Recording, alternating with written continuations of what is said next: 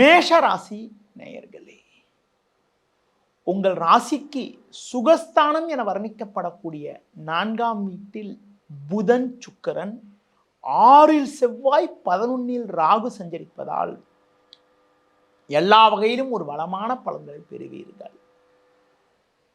குடும்பத்தில் கணவன் மனைவியிடையே ஒற்றுமையானது மிகவும் சிறப்பாக இருக்கும்.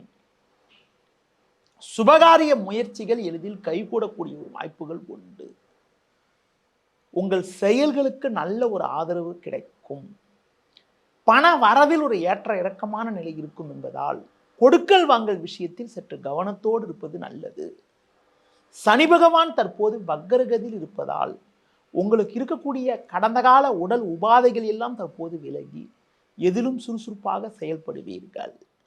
தொழில் வியாபாரத்தில் உங்கள் உழைப்புக்கான பலனை அடையக்கூடிய ஒரு வாய்ப்புகள் உண்டு.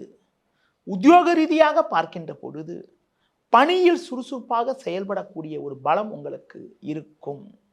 இந்த வாரத்தில் குறிப்பாக எந்த நாட்கள் உங்களுக்கு ஒரு அனுகூலத்தை தரக்கூடிய நாட்களாக இருக்கும் என பார்க்கின்ற பொழுது 25 திங்கள், 26 செவ்வாய், 27 புதன், 28 வியாழன், 29 வெள்ளி ஆகிய நாட்கள் சிறப்பான நாளாக உங்களுக்கு இருக்கும்.